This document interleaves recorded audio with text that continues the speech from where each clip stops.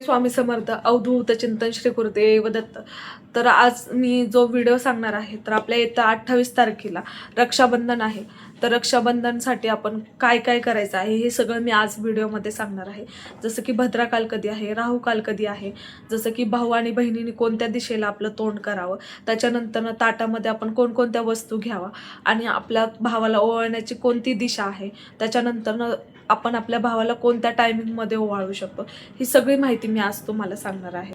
पौर्णिमा कधी सुरू होणार आहे, त्याच्यानंतर औक्षण आपल्या भावाला औक्षण करण्याचं कोणता टायमिंग आहे, हे सगळी मी माहिती तुम्हाला सांगणार आहे. त्याचं काय महत्त्व आहे, त्याच्यानंतर पौर्णिमा आपली कधी सुरू होणार आहे, कधी संपणार आहे, आपण जसं की सत्यनारायणची पूजा कधी करावी, हे सगळी माहिती मी तुम्हाला सांगणार आहे आज या व्हिडिओमध्ये.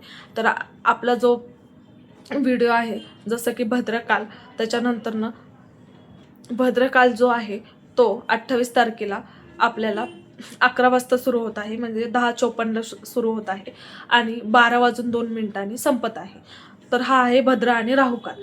तर ह्याचा अर्थ असा आहे की भद्रा ही शनिदेवाची बहीण आहे आणि सूर्यदेवाची ही मुलगी आहे भद्रा.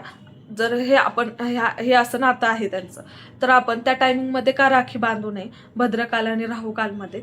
जसं की रावणाच्या बहिणीने त्या टायमिंगमध्ये रावणाला राखी बांधली होती भद्रकाल आणि राहुकालमध्ये, आणि त्यावेळेस असं झालं की प्रभू श्रीरामांनी त्याच दिवशी त्याचा वध केला होता. त्यामुळं ह्या टायमिंगमध्ये आपण आपल्या भावाला राखी बांधू नये, हा तो त्याचा नियम आहे. म्हणून आपण भद्रा आणि राहुकालमध्ये राखी बांधत नाही. तर आता तुम्हाला राखी कधी बांधायची आहे, सकाळी 28 तारखेला, तर सकाळी तुम्हाला 6:36 ते 9:45 बांधायचे आहे.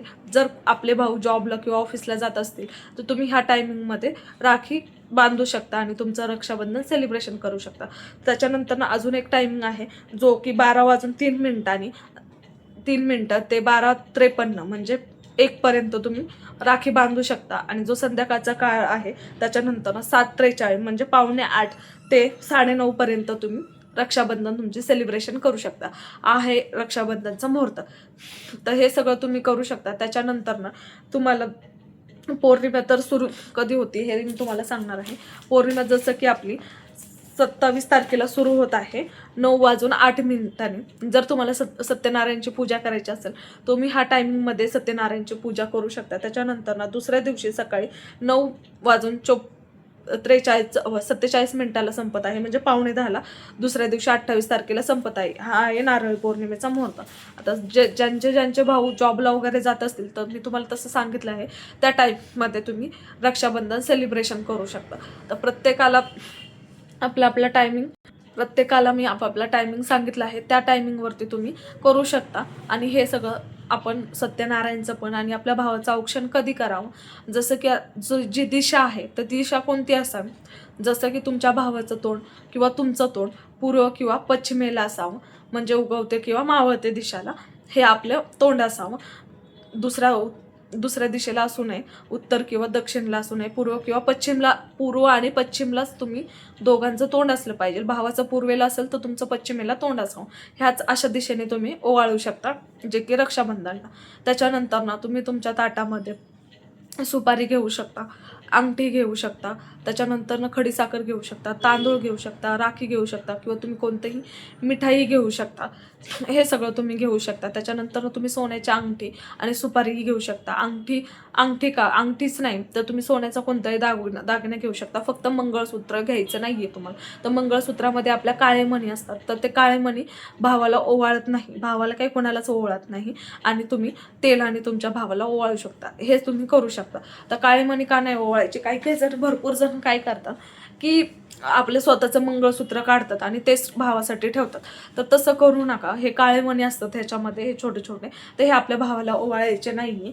तर आपण सोन्याची तार घेऊ शकता, सोन्याची अंगठी घेऊ शकता, कानातलं घेऊ शकता, अजून दुसरं नाकातलं वगैरे काहीही सोन्याचं घेऊ शकता. पण हे मंगळसूत्र कोणतंही घेऊ नका, ह्याच्यामध्ये आपले काळे मणी असतात, त्याच्यामुळे आपण सोन्याने ओवाळत असतो. तर हे तुम्ही करू शकता. त्याच्यानंतर तुम्ही कुठे बसू शकता, तर तुम्ही पाटावरती पण भावाला बसवू शकता, दिवाणवरती बसू शकता, खुर्चीवरती बसू शकता. पण तुम्हाला ओवाळताना खाली स्वस्तिक काढायचं आहे आणि नंतर ओवाळायला सुरुवात करायचं आहे. किंवा तुम्हाला खाली पाटावरती जर बसत असेल तुमचा भाऊ, तर तुम्हाला तिथे छोटीशी रांगोळी काढायची आहे आणि त्याच्यानंतर ओवाळायचं आहे. आणि भावाच्या ही डोक्यावरती घ्यायचं आहे रुमाल किंवा टोपी आणि तुमच्याही डोक्यावरती ओढणी किंवा पदर घ्यायचा आहे. अशा पद्धतीने तुम्ही करू शकता. आणि सगळं करण्यापूर्वी तुम्हाला देवाचा दिवा पहिला लावायचा आहे आणि नंतरच तुम्हाला तुमच्या घरामध्ये पूजेला सुरुवात करायची आहे. आता आपल्या घरामध्ये जर अंधार असेल तर आपण बाहेरच उजेड कसा ठेवू शकतो, आपल्या देवच जर अंधारामध्ये असेल तर तुम्ही ह्या सगळ्या सेवा करू शकता. त्याच्यानंतर तुम्ही तुमच्या भावासाठी तेलाचा दिवा लावू शकता. त्याच्यानंतर तुम्ही अंगठी, सुपारी, हळद ठेवू शकता, कुंकू ठेवू शकता. हळद कुंकू तर आपण लावत नाही, आपण स्वतः लावतो, पण कुंकू हे भावाला लावू शकता. आता आम्ही कधी कधी ओलं करून लावतो, तर काही ठिकाणी अशी पद्धत आहे की कुंकू कोरडंच लावलं जातं, तुम्ही त्या पद्धतीने लावू शकता. त्याच्यानंतर तुम्ही सुपारी ठेवू शकता, तेलाचा दिवा लावू शकता. तेलाचा दिवा हा आपल्याला मानवाला म्हणजे मनुष्याला पूजण्यासाठी वापरला जातो. तुपाचा दिवा हा देवासाठी वापरला जातो. तर तुपाने आपण कधीही कोणत्याही व्यक्तीला ओवाळत नाही, त्यामुळं आपण तुपाने नाही ओवाळायचं, तेलाने ओवाळायचं आहे. आणि 2 वाती घ्यायच्या आहेत आणि त्या 2 वाती कशासाठी, तर शिव आणि पार्वतीचा म्हणजे माझ्या भावाचं कायम असंच रक्षण करत जा आणि असंच आशीर्वाद माझ्या भावाला राहू दे, अशा 2 वातींचं घेऊन तुम्हाला दिवा तयार करून लावायचा आहे. त्याच्यानंतर अक्षदा म्हणजे कसं की तांदूळ टाकतो आपण, की तांदळासारखंच माझं भावाचं पूर्ण आयुष्य असं शुभ्र पांढरं शुभ्र असू दे आणि कोरं करकरीत छान जाऊ दे, ह्याच्यासाठी आपण लावतो. कुंकू कशासाठी लावतो, ते जेवढं आपण मोठं कुंकू लावतो तर पहिलं तुम्ही बघत असाल की बायका किंवा आपल्या मम्मी किंवा आत्या वगैरे असतील ते जास्त मोठं लावायचं, तेवढंच माझ्या भावाचं आयुष्यही वाढू दे आणि तेवढाच माझा भाव अजून मोठा होते, याच्यासाठी आपण लावलं जातं. त्याच्यानंतर सुपारी म्हणजे काय, सुपारी घेताना तुम्हाला कोणती खिडकी सुपारी घ्यायची नाही, चांगली बघून सुपारी घ्यायची आहे आणि सुपारी ही ओवाळायची आहे आणि अंगठी ओवाळायची आहे. तर सुपारी कशी ओवाळायची आहे तेही मी तुम्हाला सांगणार आहे. सुपारी पहिल्यांदा तुम्हाला घड्याळाच्या अँटी क्लॉकवाईज म्हणजे तुम्हाला घड्याळाच्या दिशेने असं सरळ 3 वेळा एकदा ओवाळायची आहे अशी, आणि त्याच्यानंतर तुम्हाला सुपारी परत उलट्या दिशेने फिरवायची आहे आणि नंतर परत अजून सरळ हे करायचे आहे. म्हणजे एकदा सरळ ओवाळायची आहे घड्याळाच्या काट्यानुसार, दुसऱ्यांदा उलटी ओवाळायची आहे आणि तिसऱ्यांदा परत सरळ ओवाळायची आहे. असं तुम्हाला सुपारी ओवाळायची आहे. त्याच्यानंतर तुम्हाला सोन्याची अंगठी तशीच ओवाळायची आहे. एकदा तुम्हाला सरळ ओवाळायची आहे भावाच्या चेहऱ्यावरनं, त्याच्यानंतर दुसऱ्यांदा तुम्हाला उलटी ओवाळायची आहे, त्याच्यानंतर तिसऱ्यांदा तुम्हाला परत सरळ ओवाळायची आहे. म्हणजे माझ्या भावाच्या आयुष्यामध्ये सगळे काम जे काही करेल ते एकदम सरळ सोप्या पद्धतीने आणि जे काही मागं निगेटिव्हिटी असेल ती पाठीमागं जाऊ दे, हेच आपण आशीर्वाद करतो आणि त्या दिवशी आपण देवाला हीच प्रार्थना करतो. अशा पद्धतीने तुम्ही करू शकता. त्याच्यानंतर तुम्हाला ओवाळताना तुम्हाला ताटही त्याच पद्धतीने ओवाळायचं आहे.